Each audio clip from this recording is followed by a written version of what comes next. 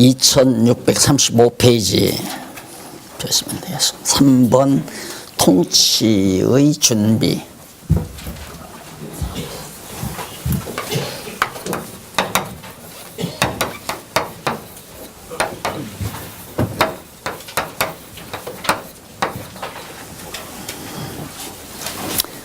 (13장에서부터) (15장)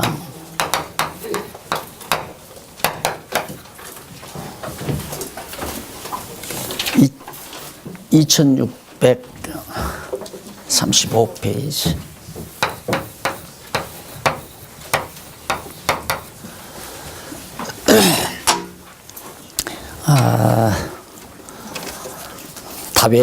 다윗이 이제 왕위에 올라서 잔치를 베풀고 온 백성들이 다 환영을 해서 왕으로 추대했잖아. 왕으로 모셨는데 물론 그런 역사적 섭리는 우리가 왜 다윗 왕이 왕이 된 다음 백성들과 함께 잔치를 베푸는 일을 지난번에 우리가 배웠는데요. 그걸 배워야 하는 이유 다시 한번 확인하는 게 좋습니다. 왜 그러냐면 우리는 자꾸 과거에 가졌던 관습 때문에 자꾸 성경을 오해를 해요. 성경 내용을 가지고. 근데 그렇게 다윗이 왕이 되고 잔치를 베푸는 일을 성경에다가 기록해 놓고 오늘을 사는 우리들로 하여금 그런 내용을 읽게 하는 이유는 여호와 잘 경외하면 그렇게 성공해서 환영을 받는다, 그런 교훈을 주려는 게 아닌 건 알잖아요. 그러면 당연하죠.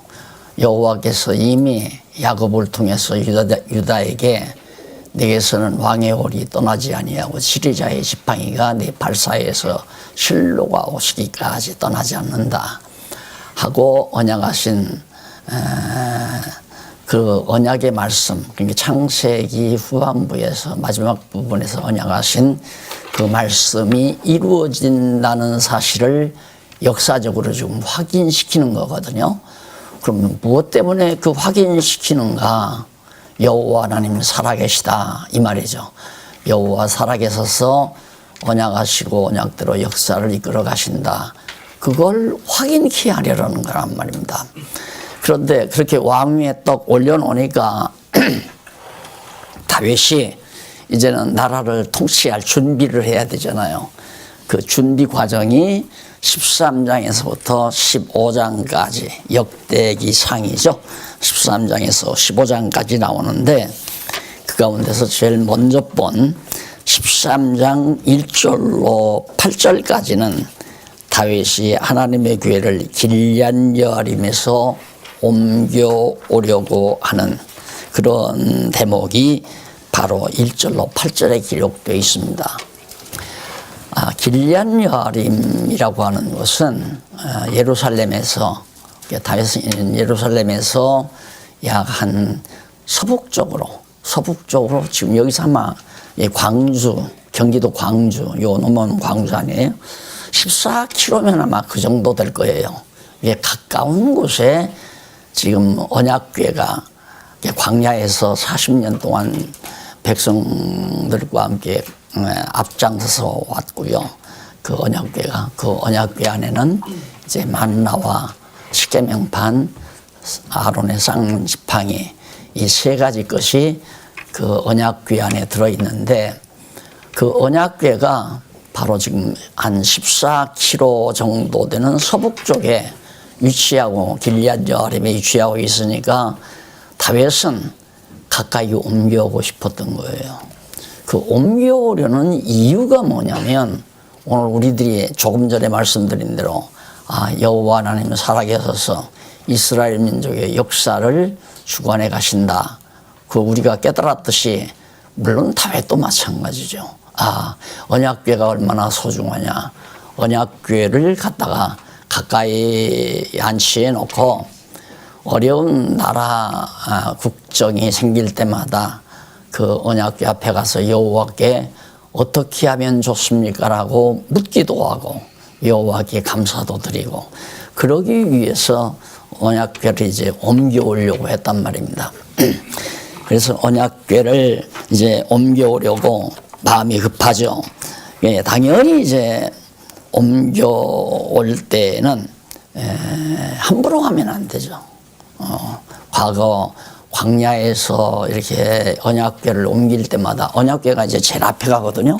광야 40년 동안 광야길을 걸어갈 때에도 항상 언약궤가 앞서갔단 말입니다. 그리고 이제 뒤에 모든 지파들이 쭉 따라가고.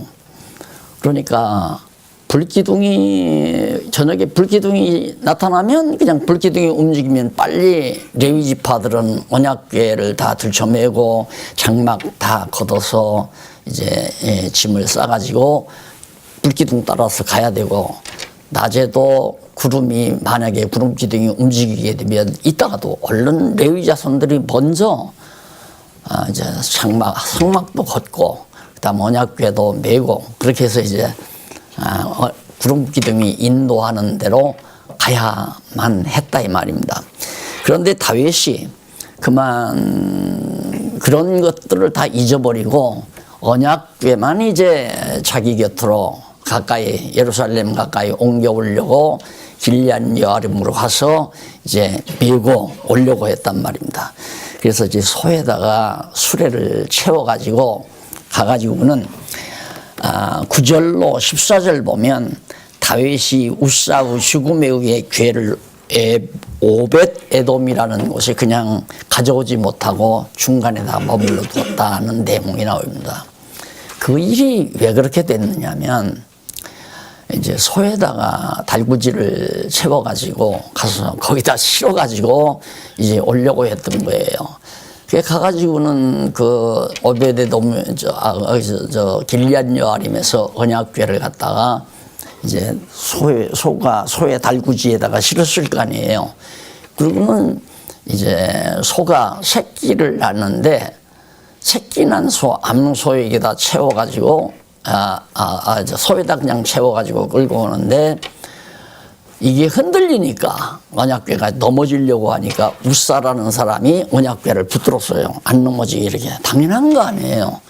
달구지에서 언약궤가 넘어져 버리면 파괴되니까 붙잡는 건 당연한데 붙잡자마자 그냥 우사가 죽어버리는 거예요. 그 모습을 현장에서 본 모든 다윗이나 모든 사람들이 겁이 불끈 거죠. 그러니까 거기서 더 이상 어떻게 할 줄을 모르고 바로 오벳 에돔이라고 하는 사람의 집에 나가갔다가 그냥 우선 안치해 놨단 말입니다. 자, 그래서 가져오지를 못한 거예요. 언약궤를 가져다 놔야 되는데. 이게 다윗이 왕위에 올라앉아서 생각은 정확하게 바르게 한 거예요. 언약궤부터 가져와야 되겠다. 자기 곁으로 같이 와야 되겠다. 그 생각은 얼마나 잘한 겁니까? 물론 그것도 하나님께서 주신 생각이죠. 다윗에게. 그래서 이런 데서도 그렇습니다. 나도 아마 과거에 가르칠 때 목회를 하다 보니까 그렇게 얘기했는지도 몰라요. 여러분, 하나님의 언약의 말씀을 제일 앞세워서 살아야 됩니다. 이러고 내가 강요라기보다도 그렇게 교훈 삼아야 했을지 몰라요. 근데 그게 아니고요. 하나님께서 이미 다윗으로 하여금 왕이 되게 했으니까 다윗을 통해서 이스라엘 민족을 다스리는 그 과정도 하나님의 손에 다 달려 있어요. 그러면 우리가 얼른 생각할 때 다윗이 언약궤를 옮겨오려고 했던 일이 순조롭게 그냥 송아지에 소에다가 달구지 채워서 수레에다가 실어가지고 온다 할지라도 그냥 오도록 했으면 얼마나 좋아요. 그냥 무사히 도착하게 했으면. 근데 하나님이 그렇게 안 하신다 이 말입니다. 서령 우사가 좀 건드렸다 하더라도.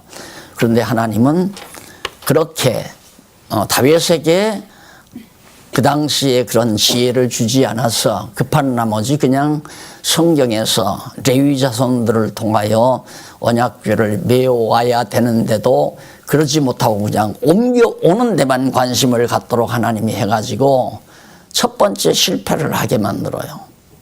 언약궤가 예루살렘으로 오는 거 실패하도록. 근데 실패하는데 우사가 죽는 생명을 하나의 대가로 지불할 정도로요. 그만큼 중요한 교훈을 얻는 거죠. 모세를 통해서 시내산에서 주신 그 십계명, 계명, 여러 가지 율례, 언약궤를 옮길 때는 반드시 레위 지파 제사장들이 메고 와야 된다고 다 가르쳐 주었는데도 그걸 잊어버리고 그냥 자기 멋대로 다윗이 옮겨오려는 것만 신경을 쓰다 보니까 결국 첫 번째 옮겨오는 걸 실패하게 만들어요. 이유는 뭐냐면 깨달아 알게 하기 위한 거죠. 하나님께서는 반드시 실패를 통해서 교육을 시켜요. 그런데 우리는 실패하면 낙심하잖아요. 낙심하면 안 되거든요. 하나님께서는 언제나 실패케 하고 성공하게 하고, 그래서 망하게 하고 흥하게 하고, 포로로 잡혀가게 하고 돌아오게 하고, 약하게 하고 강하게 하고, 다 그것이 바로 곤고한 날과 형통한 날을 겸해서 섭리하시는 하나님의 놀라운 계시 섭리란 말입니다. 깨달아 알기 위해서 뭘? 여호와 살아계시다는 확실한 증거를 깨달아 알게 하기 위해서. 그러니까 우사가 죽는 것 보니까 야, 진짜 저 언약궤 안에는 여호와의 이름이 보관되어 있구나. 그걸 현장에서 본 사람들이 다 할 거 아니에요. 그다음부터는 무서운 거죠. 어떻게 할 줄을 모르고. 그래서 중간 오벳 에돔 집에다가 이제 보관을 해 놓은 거예요. 이런 걸 이렇게 보면 그 하나님의 깊으신 뜻을 이제 자꾸 우리는 깨닫잖아요.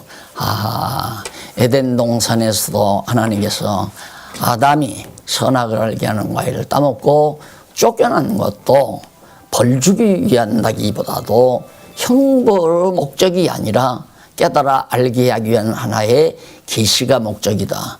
아마 아담이 타락에 안 했다면 신구약 성경이 필요 없을 거예요. 그냥 에덴 동산에서 우리가 계속해서 살 거니까. 그러면 교육이 안 되잖아요. 교육이 안 되면 여호와 하나님이 잊어버리고 우리는 사는 거죠. 그리고 하와처럼 사단들이 와서 꼬이면 그냥 또 넘어가서 사단의 종살이를 하게 되지고요. 그래서 하나님께서는 에덴 동산에서 실패하게 만들잖아요. 그래서 쫓아내시고 다시 에덴 동산을 회복시키시고 그런 과정을 통해서 깨달아 알고 여호와 하나님 경외케 하시려는 것이 하나님의 기쁘신 배려라 말입니다. 그러니까 성경을 가르치면서 여러분 지금 모세가 언약궤를 통치 준비를 위해서 지금 가져오려고 하지 않았습니까? 우리들도 가정을 다스릴 때 오직 여호와 하나님을 제일 앞장 세워야 됩니다. 이렇게 얘기를 한다면 알미니안주의하고 만나잖아요. 그렇죠? 내가 성경을 깨닫고 알미니안주의 생각대로 내가 잘하면 하나님이 실패를 안 하게 할 거고 내가 잘못하면 하나님이 실패하게 할 거고 이런 얘기가 된단 말입니다. 그게 앞뒤가 안 맞는 얘기죠. 그러니까 실패도 하나님이 하게 하시고 성공도 하나님이 하게 하시고 따라서 모든 범사 다 되어지는 일, 실패하게 하든 성공하게 하든 관계없이 범사에 하나님 감사합니다. 범사에 감사하고 찬양하는 이것이 이제 하나님께서 우리로 하여금 하게 하시는 거예요. 그런 과정을 통해서 실패케 해서 성공하게 해야 찬송이 더 세잖아요. 실패하지 않고 성공하면 뭐 당연한 줄로 알죠. 누가 그래요? 대학 떨어지는 거 참 이상하다고. 그건 당연히 대학에 합격되는 줄 알았다는 거예요. 그런 사람은 대학 합격 때도 절대 감사가 없죠. 그러나 대학 고사에 두어 번, 서너 번 떨어진 다음에 합격이 되면 동네 잔치 벌리고 친구들 잔치 벌리고 그럴 거 아니에요. 너무 좋으니까. 그래서 다시 한번 말씀을 드리지만 우사의 죽음이 주어지는 하나님의 놀라운 계시. 나 살아있다. 함부로 하지 말아라. 모세의 율법대로 옮겨가라. 그 교훈이 우사의 죽음을 통해서 강하게 전달되지 않아요. 자, 이렇게 해서 이제 옮겨오지 못하고 했는데 그러자 14장 1절로 딱 넘어가서 1절로 2절에 보니까 서북쪽이죠. 서북쪽 해안가에 있는 두로라고 하는 나라 왕이 갑자기 히람 왕이라는 사람인데 다윗에게 궁궐을 지을 수 있는 그러한 협력을 하겠다고 제안이 왔어요. 그러니까 이 두로 왕이 지혜로운 거죠. 이제 두로가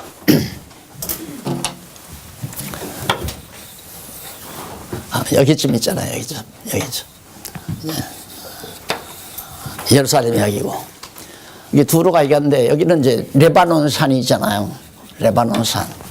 그러니까 다윗이 여기서 이제 나라를 다스리게 되는데, 오베데돔, 길앗 여아림에서 이렇게 법궤를 옮겨 올려다가 실패하고는 못 데려오고 아사만 죽었는데 갑자기 이 두로 왕이 내가 당신 왕궁 짓는데 내가 협력하겠다. 자재를 대겠다 이거예요.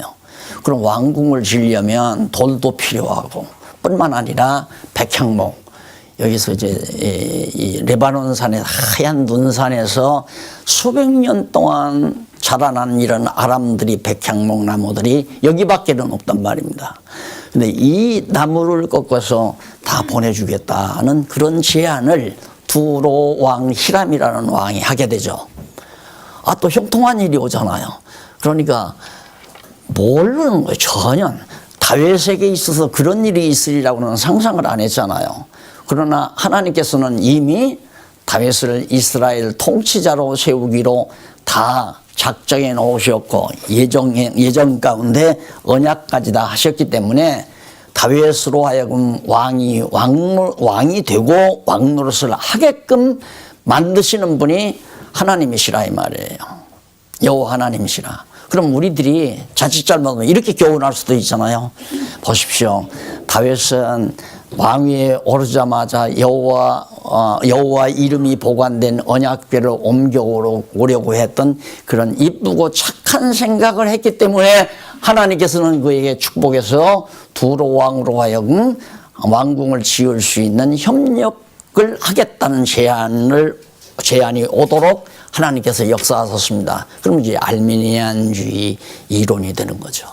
그러니까 성경신학을 가리킨다고 하면서도 이런 방법으로 지금 알미니안주의적 방법으로 얼마든지 각 세계에서 가리키게 된단 말입니다. 그러면 하나님의 절대주권은 다 상실돼 버리는 거예요. 그거 듣는 사람은 정말 틀린 말인데도 맞는 말로 알아듣는다 이거예요. 그러니까 하나님께서는 실패케 하시고 곤고한 날 줬잖아요. 형통한 날 주잖아요. 그렇죠? 실패케 하시고 히람으로 하여금 왕궁 짓는데, 그런데 다윗의 입장에서는 왕궁부터 짓는다는 것도 그렇게 반갑지는 않았을 거예요. 그러나 히람 왕이 그렇게 제안이 오니까 협력을 하겠다고 하는 말까지, 거기 보면 두로 왕 히람이 다윗에게 사자들과 백향목과 석수와 목수 모든 인부들까지 다 기술자 인부들까지 보내어 그 궁궐을 건축하게 하였더라. 얼마나 엄청난 사건입니까? 다윗이 여호와께서 자기로 이스라엘 왕을 삼으신 줄을 깨달았으니 됐잖아요. 바로 그거예요. 그러니까 오늘 우리는 나라고 하는 존재가 내가 어떻게 하니까 하나님이 이렇게 해줬다라고 생각하지 말고 공고한 날 주고 형통한 날 주면서 우리와 하여금 여호와 하나님을 깨달아 알게, 여호와 하나님이 나를 왕으로 세우신 분이 여호와께서 세우셨구나. 왕궁도 없이 왕노릇을 할 수가 없잖아요. 그런데 벌써 하나님께서는 두로 왕을 준비해 놨다가 여기 레바논 산에서는 수백 년 동안 그 아람들이 백향목들이 정말 무성히 자라나도록 다 예비해 놓고 준비해 놓으셨다. 그래서 준비하신 여호와 하나님에 대한 거 잘 아시잖아요. 여호와 이레. 그러니까 어떻게 준비했는지는 우리는 모르지만 하나님께서는 언제 어느 때 몇 년도에 어느 시기에 가서 어떤 일을 해야 되겠다고 전부 다 준비해 놓은 거란 말입니다. 그래서 히람의 마음을 두로 왕의 마음 히람을 감동시켜 가지고 협력하게 만드는데 히람도 마찬가지예요. 다윗이 딱 와서 보니까 야 사울 왕이 해치우지 못하던 블레셋 장군 골리앗을 이 다윗이 죽이고 결국은 사울은 죽고 다윗이 왕위에 오르게 되니까 잽싸게 인간적으로 생각하면 두로 왕 히람이 야 미리 선수쳐야 되겠다.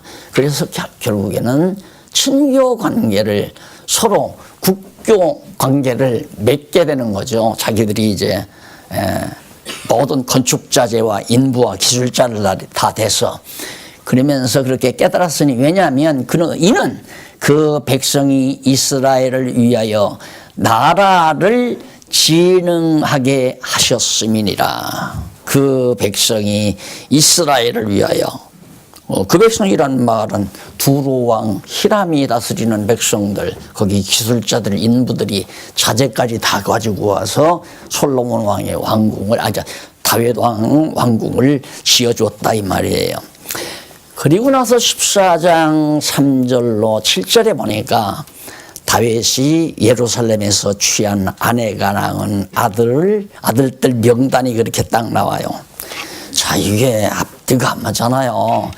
이거 뭐 왕궁을 지어놨는데 거기서 하필이면 이렇게 기분 나쁜 얘기가 나올 게 뭐 있어요. 안 그래요? 그러니까 이게 줄거리를 잡을 수가 없는 거예요. 보편적으로 성경을 번역하는 성경학자들은 왜 여기 와서 갑자기 이런 얘기는 안 써도 되잖아요. 안 그래요? 다윗이 아내를 여러 얻어가지고 아들들을 낳았는데 수도 지금 수도 아니라야 봐서 아마 10손가락도 모자라는 것 같아. 아들들의 이름이 솔로몬 낳기 이전부터 예루살렘에서만 낳은 아들들이 그걸 거기다 딱 기록해 놓은 이유는 뭐냐면 저는 그렇게 딱 보여요. 다윗 네가 의롭고 착해서가 아니다 그 말이에요. 내가 정하신 뜻 때문에 너를 왕위에 올려앉혔고 또 왕노릇하기 위해서 두로 왕으로 하여금 마음을 감동시켜 네 왕궁까지 지어줬지. 네가 착하고 의롭고 하나님의 마음에 정말 네가 정말 진실로 여호와 하나님을 경외하기 때문에 그 대가로 그렇게 하는 건 아니다 그 말이에요. 맞잖아요. 이런 정도면 그냥 잘라야 돼요. 안 그래요? 우리들의 보편적인 생각. 이런 인간을 어떻게 하나님 잘 경외한다고 해요? 그래서 다윗이 이제 시편에 보면 여호와께서 의의 길로 인도하신다고 그러죠. 시편 1편인가 보면 여호와께서 의의 악인은 그렇지 않으며 복 있는 사람은 의인은 하나님께서 복 있는 사람은 하나님께서 의의 길로 인도하신다. 악인은 그렇지 않는다. 바람에 나는 개와 같이 한다. 의의 길이란 이런 것도 의의 길이에요. 아내를 여러 얻어서 이렇게 인간적으로 하나님께서는 절대 아내 하나만 얻어서 왕은 특별히 아내를 여러 두지 말라고 그랬잖아요. 왜 그러냐면 아내들한테 잘 보이려고 마음을 다 뺏기게 되면 백성을 돌볼 마음이 줄어드니까 절대 왕은 아내를 많이 두지 말아라. 그런데 다윗도 많이 뒀지만 솔로몬은 1000명의 궁녀들을 데리고 살고 그 짓을 하지 않았어요. 근데 거기 보면 그 해설에 보면 그러니까 3절로 7절 해설 끝나서부터 그 위로 5째 줄 중간쯤 보면 신명기 17장 17절이 나오죠. 그게 어떤 얘기냐면 일찍이 여호와께서는 모세를 통하여 왕이 될 자는 아내를 많이 두지 말라고 명하신 바가 이미 있어요. 신명기 17장 17절에. 그러면 앞에서도 언약궤를 옮길 때도 하나님의 말씀, 모세를 통해서 주신 말씀대로 옮기지 않았죠. 레위 자손들을 통해서 옮겨야 하는데 안 옮겼단 말입니다. 실패하게 했어요. 그러더니만 두로 왕이 이제 왕궁 지어줬잖아요. 그리고 보니까 또 이 다윗이 완전히 하나님께서 하지 말라는 짓을 또 했다 이 말입니다. 그런데 8절로 17절 보니까 14장 8절로 17절 보니까 다윗이 두 차례에 걸쳐 블레셋 사람을 쳐서 흩어버립니다. 자, 이런 상태에서 정말 하나님 말씀대로 제대로 순응 안 하는데도 하나님께서는 딱 광궁지켜 해놓고는 블레셋 사람들을 두 번에 걸쳐서 블레셋 전쟁에서 이기게 만들어요, 하나님께. 그런데 그 블레셋 사람들이, 여기 이제 블레셋 아니에요? 이 블레셋 군대들이 자꾸 침투해 들어올 때마다 다윗은 여호와께 물었어요. 올라가서 저 블레셋하고 싸우랍니까? 싸우지 말랍니까? 근데 사울왕 때는 묻지 않았다고 해서요. 사울왕 때는 여호와께 묻지를 않고 그냥 가서 전쟁을 했는데 다윗은 여호와께 내가 가서 지금 올라가서 블레셋을 치리니까 올라가 쳐라. 그래서 이제 두 차례나 블레셋을 쳐서 물리쳤어요. 나라 잘 다스리잖아요. 통치 준비라는 게 뭐냐면, 그러면 이게 통치 과정인데 왜 준비라고 했는가? 통치 준비에서 가장 중요한 것이 뭐냐면 여호와가 함께 한다는 것을 깨달아 아는 게 가장 중요한 거예요. 통치 준비란. 그러니까 예를 들면 그렇게 하라는 얘기가 아니라 이 말씀을 배우면서 하나님께서 가정을 잘 세우려고 하시려면 지금 어떤 김씨라는 사람의 가정을 내가 잘 세워야 되겠다. 준비해 놓으셨으면 가정을 이룰 때 벌써 신랑, 아내, 남편과 아내가 같이 만나서 가정을 이룰 때 벌써 하나님께서 그 두 부부에게 여호와 경외하기를 가르쳐요. 여호와 경외하기를. 지금 다윗에게 이런 과정을 통해서 철저히 이제는 여호와의 말씀대로 살아야 되겠다고 하는 그런 깨달음을 갖도록 그걸 깨달아 알게 한다 이 말입니다. 이 강의를 하면 아마 여러분도 그러나 아이고 나는 그렇게 안 했는데 지금 하면 되잖아요. 하고 싶으면 할 마음이 있으면 지금이라도 하면 돼요. 네. 그러니까 하나님이 가정을 실패하게 하려면 그 마음을 안 주고 왜? 실패케 해서 여호와 경외하며 살아야 된다는 걸 깨달아 알게 하기 위해서는 여호와를 멀리할 때 실패케 하시고 그리고 형통케 하시고 실패케 하시고 형통케 하시고 이런 반복되는 과정을 통해서 이제는 여호와를 철저히 의지하고 경외하며 살아야 되겠다. 이것이 딱 자리 잡을 때 준비가 다 끝나는 거예요. 통치 준비가. 가정을 세우는 준비도 그렇고 교회를 세우는 준비도 그렇고 어떤 거라도 다 가장 중요한 것이 여호와 경외하기를 배우는 것. 블레셋을 두 차례나 쳤으니까 여호와께 물어보고 들어가니까 블레셋 다 물리쳤다 이 말이에요. 그래 다윗은 맞다 계속 맞다. 지금 계속 배우는 거 아니에요. 그것이 바로 지금 15절까지에서 나온 그런 내용입니다. 내용인데 거기 이 16절로 24절에 보면 15장 16절로 24절 레위 사람의 노래와 악기로 죄송합니다. 제가 넘어갔어요. 두 차례에 걸쳐 블레셋 사람을 쳐서 흩어버리셨죠. 그 흩어버린 것은 하나님께서 바로 다윗으로 하여금 여호와 경외하기를 배우도록 그렇게 섭리하시기 위해서 또 형통케 하신다고 하셨기 때문에 전부 여호와의 언약에 근거해서 그렇게 섭리하시는 거란 말입니다.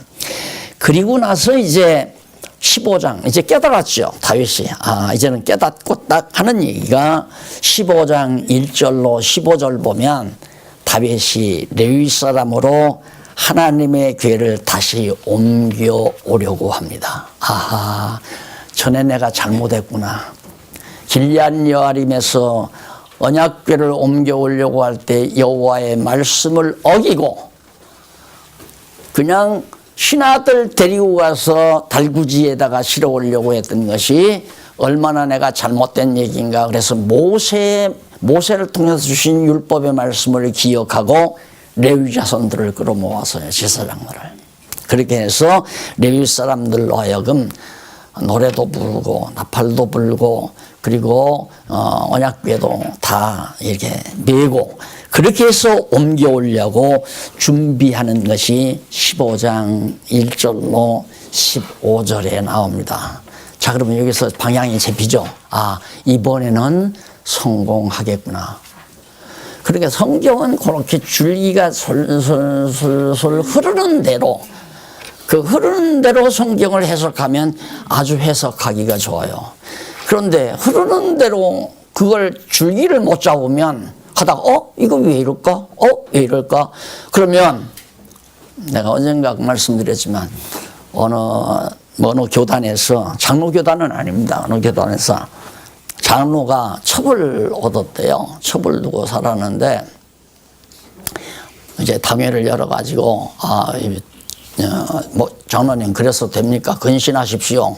첩을 정리하든가 이렇게 얘기하니까 그 장로가 하는 말이 다 왜 또 여러 때리고 살던데 그러고 했다고 그래요. 뭐라고 얘기하겠습니까? 성경대로 여러 때리고 살았는데. 그러니 답답한 일이죠. 그러니까 성경에 나오는 일이 바로 날들어 하라고 하는 일로 착각하면 그게 잘못된 성경이란 말입니다. 이게 교훈이라고 하는 것은, 교훈의 가장 큰 목표는 여호와 경외하기를 배우는, 이 여호와 경외하기를 배우는 그게 교훈이에요. 모든 교훈의 목표가 무슨 다윗이 여러 때리고 살았으니까 여러 때리고 살아야 된다, 그게 아니에요. 그런 것이 교훈이 아니라 그렇게 살았어도 하나님께서는 언약대로 다윗이 의로워서가 아니라 하나님의 정하신 뜻을 이루기 위해서, 이유는 여호와가 살아계시다는 걸 깨달아 알게 하기 위해서. 이제 아마 이렇게 강의를 들으시면 이제야. 한번 제가 20년 전, 15년 전 했던 지난날 강의한 내용을 한번 들어보세요. 다 했어요. 다 똑같이 가르쳤는데 그때 못 들었잖아요. 지금 이렇게 듣고 보니까 자꾸 깨달아지죠. 그리고 성경이 자꾸만 쉬워지고요. 여호와 하나님 경외하도록 배우게 하기 위해서 다윗으로 하여금 길앗 여아림에서 언약궤를 가져오려고 하는 거예요. 첫 번째 실패하게 만들고, 그리고 실패한 다윗에게 두로 왕을 통해서 왕궁 지어져서 또 위로해주고, 그런데 다윗은 하는 짓이 예루살렘에서 아내를 얻어서 아들들을 얼마나 많이 낳아요. 열 손가락이 모자랄 정도의 아들들을 낳는 그런 못된 짓을 하나님께서 왕은 아내 많이 얻지 말라고도 했는데 그것도 기억도 못하고 그 짓을 했다 이 말입니다. 그런데도 블레셋 군대들을 2번이나 쳐서 물리치잖아요. 왜? 여호와께 물어봐가지고. 이제는 여호와를 깨닫고 여호와 올라가랍니까? 가지 말랍니까? 과거에 블레셋 쳤으니까 다윗이 물어볼 거 뭐 있어? 가자, 가만히 이긴다 하고 내가 가서 골리앗 장군을 혼자 가서 쳐 물리쳤는데 지금은 내 군대들이 있는데 이거 문제가 있겠나, 이럴 수도 있잖아요. 여호와 하나님의 뜻이 무엇인가를 알고 물어서 2번이나 승리케 만드십니다. 그리고는 이제 말씀대로 언약궤를 옮길 때 율법에 뭐라고 얘기했는가, 누가 옮기는가, 레위 자손들이 정말 다른 사람이 언약궤를 만지면 죽는다. 그래, 레위 지파 제사장들이 메고서 옮겨오도록 하는 그 율법의 말씀대로 이제 옮기기 위해서 레위 자손 가운데 옮길 때 막 찬송도 불러야 되고 나팔도 불어야 되고 이 행렬이 있어야 되잖아요. 그래서 제사장도 가고 레위 자손들도 전부 다 그렇게 노래하는 자들까지 데리고 갔습니다. 그것이 이제 옮기려고 15절까지 그렇게 했는데 16절로 24절 거기는 레위 사람의 노래와 악기로 즐거운 소리를 내도록까지 전부 다 그렇게 지시를 하고 15장 25절로부터 29절 넘어가서 45페이지, 2645페이지. 거기가 괴를 다윗성으로 옮길 때 미갈이 다윗을 업신여깁니다. 예, 이제 다윗성, 이게 이제 여기가 다윗성이에요. 쉽게 말하면 예루살렘이지 여기. 그러면 중간 오벳 에도모 집에서 이제 옮겨오는데 다윗이 얼마나 좋겠어요. 더구나 앞서 옮기려다가 실패하고 안타까웠는데, 그리고 더 딱 자기가 두로 왕 히람에 의해서 왕궁까지 지어놓고 편안히 거하게 될 때, 이것도 그래요.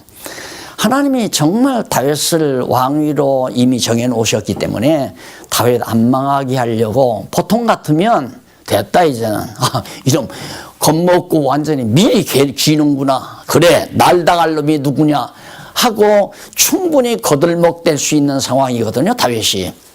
그런데 하나님께서 다윗에게 그런 마음으로 안 줘요.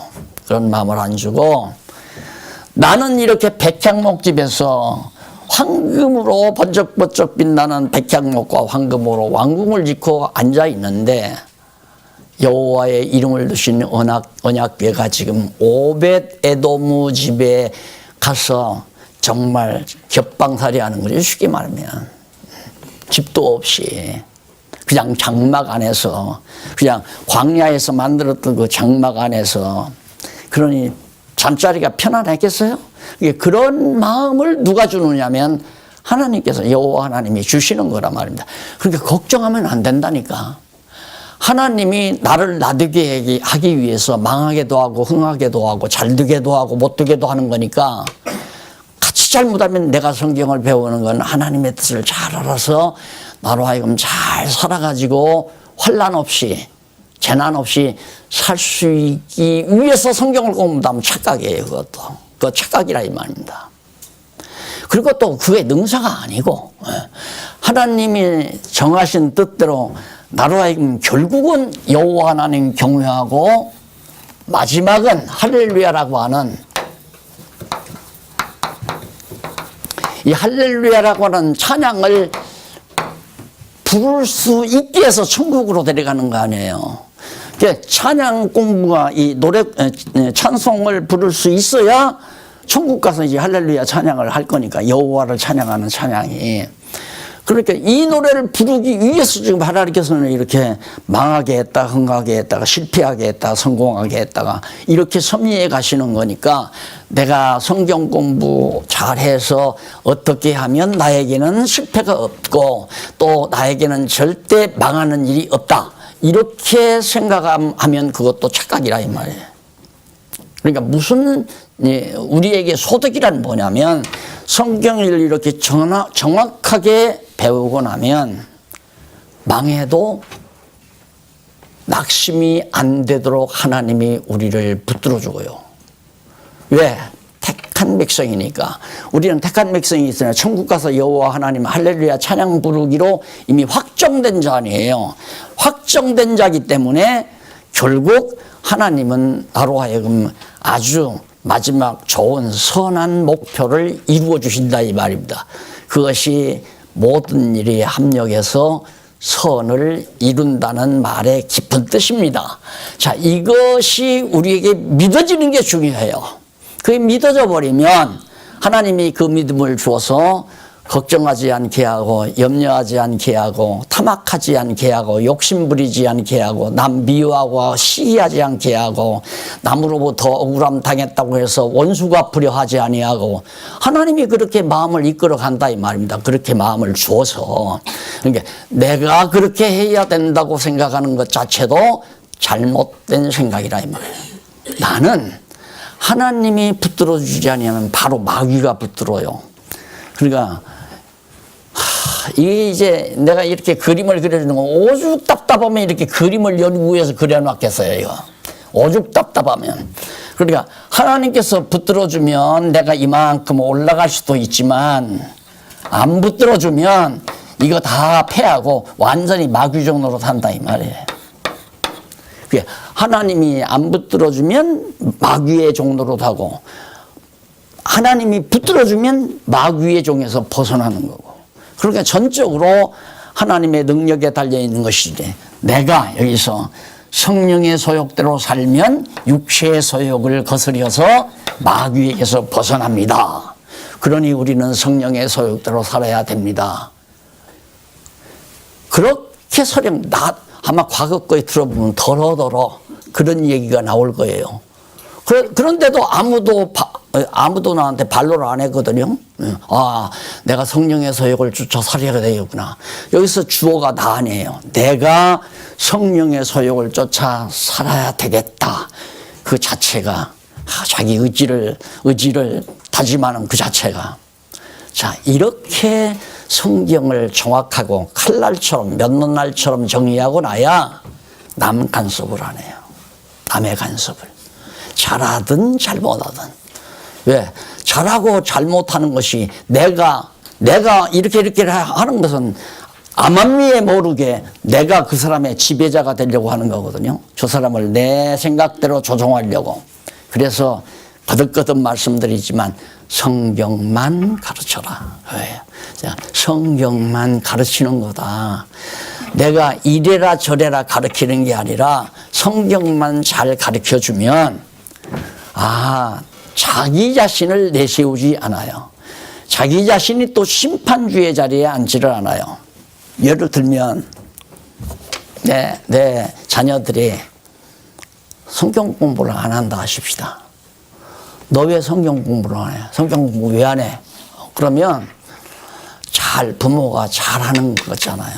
잘하는 거. 그런데 그것이 능사가 아니란 말입니다. 능사가 아니고 하나님께서 정말 그 자녀로 하여금 한번 실패케 해서 돼지우리에 갔다가 돌아오게 하시려고 했으면 아무리 내가 부모의 심정으로 난리를 쳐도 도리어 거리만 멀어져요. 왜 저를 간섭하세요? 저도 다 클 대로 컸어요. 그러면서 그 다음부터는 아버지하고 대화하기를 싫어해버린다 이 말입니다. 그러니까 이렇게 해라 저렇게 해라 하는 것보다도 이런 성경을 자녀들에게 가르쳐주면 끝나는 거예요. 성경은 이렇다라고. 이게 얼마나 무서운 얘기입니까? 이게 또 이래라 저래라 하는 말보다 굉장히 무서운 얘기예요. 성경만 정확하게 자녀들에게 가르쳐줘라. 그래서 우리 요즘 박홍기 교수님 계속 가정교회에 대해서 강조를 하잖아요. 정말 중요한 얘기죠. 가정교회가 매우 중요해요. 자식 낳아서 길러가지고 밥 먹고 살게 만들어주면 뭐예요? 안 그래요? 그게 우리가 하는 일은 아니지만 하나님이 그렇게 정말 밥이나 먹고 살도록 만들어 놨다면 불쌍한 영혼이죠. 그런데 하나님이 그렇게 살면서 인생이 허무하다. 인생이 별거 아니구나. 이거 돈 벌어서 먹고 자고 의미도 없고 목적도 없고 그래서 정말 불안하고 쓸쓸하고 이런 것들을 한번 경험해 봐야 그런 걸 경험하고 그 다음 여호와 경외하기를 알아야 여호와 경외하는 일이 얼마나 소중한가를 깨닫고 찬송하며 여호와 찬양을 배우게 된다 이 말이에요. 그게 바로 이 역사적인 과정이에요. 그게 준비 과정이고 인생살이를 우리가 준비하는 과정이 뭐냐? 내 인생을 살아갈 때 준비 과정이 그것이 여호와께서 여호와 경외하기를 배우게 하는 거다. 그래가지고 25절로부터 29절 보면 교회를 다윗성으로 옮길 때 미갈이 다윗을 업신여기게 됩니다. 여기에서 참 놀라운 사건 하나가 발견돼요. 제사장들이 가서 이제 오벳에돔 집에서 제대로 이제 율법에서 가르치는 대로 레위 자손들이 가서 찬송도 부르고 나팔도 불고 제사장들이 이제 언약궤를 메고 올 거 아니에요. 오니까 다윗은 너무너무 좋은 거예요. 그것이 다윗성으로 딱 그 언약궤가 들어오니까 다윗이 벌벌 춤을 추면서. 그러니까 미갈이라는 여자가 아내가 창문 밖으로 이렇게 내다보니까 자기 남편 다윗이 철딱서니 없이 그렇게 춤을 추면서 그러니까 비웃었어요. 비웃었어. 그래서 이 다윗 안에 미갈이라는 여자가 다윗을 업신여겼다 이 말입니다. 예, 이걸 보면 얼마나 다윗이 여호와의 이름을 사모했는가를 알 수 있잖아요. 예, 그러니까 언약궤 안에는 아까도 말씀드렸지만 만나가 있죠. 만나가 있는데 그 만나는 무슨 의미입니까? 광야에서는 쭉쭉 빼빠지게 종로로 해야 밥 얻어먹고 살았잖아요. 근데 광야에 나오니까 하나님께서 하늘에서 막 밥을 그냥 주잖아요. 만나. 그걸 잊어버리지 말라. 그러니까 만나를 잊어버리지 말라는 게 아니라 만나를 하늘에서 주신 여호와 하나님이 잊어버리지 말고 기억해라 그거 아니에요. 그 다음에 시내산에서 주신 돌판이 있잖아. 십계명. 그것도 잊어버리지 말라. 근데 돌에다가 사라지지 않게 돌에다가 다 기록을 해서 넣어줬다 이 말입니다. 그리고 아론의 쌍난 지팡이. 그 아론의 쌍난 지팡이가 여호와께서 함께 하신다고 하는 확실한 증거고 지팡이는 길을 인도하는 하나의 지휘 봉양이에요. 그래서 하나님께서 여호와께서 광야길을 인도해 주셨다. 그래서 여호와 경외하기를 잊어버리지 말 세 가지 요소들 만나, 십계명판, 그 다음 지팡이, 쌍난 지팡이 이 세 가지를 넣어서 거기에 여호와의 이름이 있다는 것, 그러니까 기억할 수 있는 요소들이 있다는 것을 깨달아 알기 위해서 언약궤를 만들어 놓은 거는 그 언약궤를 지금 다윗이 모시고 오는데 얼마나 기쁘겠어요. 그동안 배웠으니까 실패하고 거듭 하나님께서 교육을 시켜서 알았으니까. 그런데 미갈은 비웃었다 이 말이에요. 그러니까 하나님께서 깨달아 알 자는 기쁨이 있고 그 다음 어린아이와 같이 천진난만해지는 거고 여호와 하나님을 깨닫지 못하면 자기가 잘나고 위대하고 그리고 자기의 우월감에 빠져버리고 이게 이제 당연한 거 아니겠어요. 왜 자기보다 높으신 분이 있다면 완전히 거기에 겸손하게 낮아지는 거지만 여호와를 잘 알지 못하면 자기가 제일이에요. 제일 높은 거. 그러니까 자기밖에는 모르면 여호와하고는 거리가 먼 거죠. 그래서 정말 행복한 것은 어린아이와 같아야 행복하다. 예, 어린아이는 부모 밑에 사는 어린아이는 근심 걱정이 없잖아요. 그러듯이 오늘 우리들도 여호와 하나님 앞에서 근심 걱정이 없는 하나님의 백성으로서 우리가 산다고 하는 것이 얼마나 놀라운 은총인가. 그래서 오늘 배우신 이 내용 핵심은 바로 처음에 길리앗 여아림에서 옮겨오려다가 실패했다. 왜? 여호와의 말씀대로 하지 않았기 때문에. 그 다음 실패했는데도 하나님께서 엄청난 형통함을 줬다. 두로 왕이 그 다음 블레셋도 다 쳐서 물리쳤다. 그러니까 여호와 하나님이 나를 왕으로 세우시고 나로 하여금 승리케 하셨다. 그러니 다시 오벳 에돔에 있는 언약궤 여호와의 이름을 두신 언약궤를 내 곁에 모셔야 되겠다 하고 가서 옮겨오고는 다윗이 어린애기가 되잖아요. 그래서 다윗이 하나님 앞에 찬양할 때 시편에 보면 그런 찬양이 나와요. 나는 이루지 못할 길을 나는 원하지 않습니다. 내가 높은 것을 바라지 않는다 이거예요.